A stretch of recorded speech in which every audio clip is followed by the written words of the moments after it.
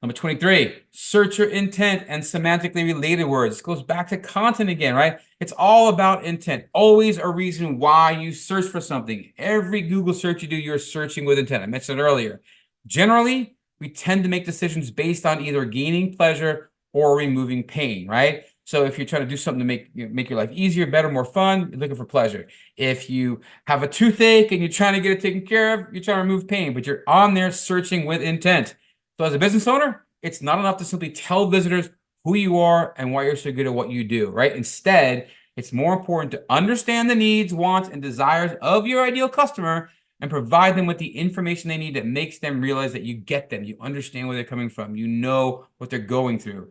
You understand what pain they're in or what pleasure they're after, and you have the best possible solution for them because you really understand their needs, okay? So apply this intent to your keyword research. Don't just select words to target because of their volume, right? Consider the intent. What's their reason? And you gotta remember something here. I've used this example a lot of times in the past. If somebody went to Google and typed in 2007 Ford Mustang, what do they really want? What do they really need, right? Do they want to buy a Mustang, a 2007 Ford Mustang? Do they want to sell one? Are they looking for parts? Do they want to know where to race them? You know what I mean? Like by a single keyword phrase, that you really don't know what their intent is. So if you're not sure of what their intent is, then one of the best ways to figure it out is to ask Google. How do you ask Google? You go to Google and you type in 2007 Ford Mustang and you see what Google gives you back, right? What are they showing you when you type that in? I'm going to go check it out. I haven't done that. 2007 Ford Mustang. I type it right. They corrected it for me. And look, for sale, right? Mustang specs, price, and this is on cars.com. Again, for sale. KBB, about getting a used one, buying one.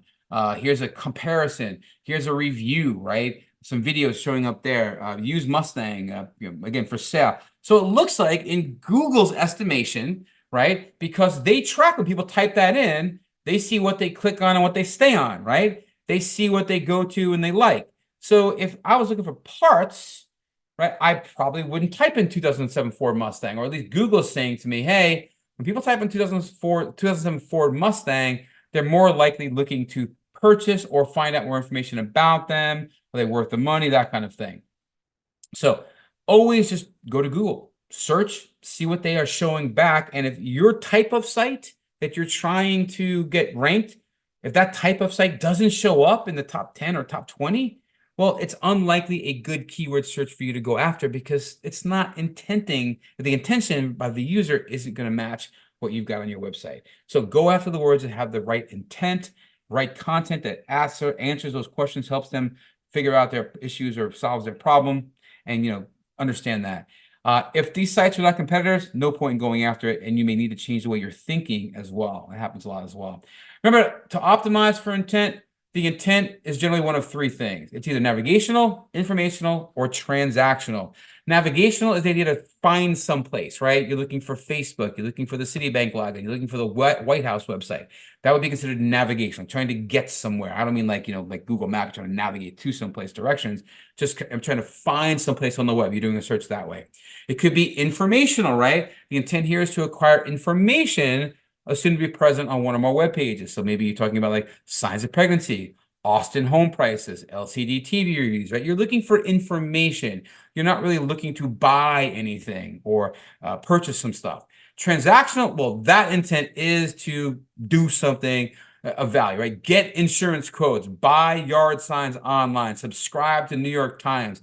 You are trying to do something transactional, right? That person is looking for something that's going to result in the potential of you making some money if they find your website. And so while it's important to have, some informational, navigational stuff, blog posts are generally informational. They're not transactional. Generally speaking, you might push people to something you're selling, but for the most part, it's not. So you want to stay topic focused in order to create content that addresses an entire conversation holistically, as opposed to just worrying about the single keyword a page should be targeting, right? We want long form content, answers questions, solves problems, written in conversational terms, focused on the user. It's all part of this. So start looking at intent research and fulfilling the user's needs with the goal of trying to get them to transact with you, right? Write content that's relevant and valuable. Optimize it for users rather than for the search engines. And a great article here from the Thrive Agency by Judy Ann Sanito on how to optimize content for the search intent. Again, really dives into this into a lot more detail.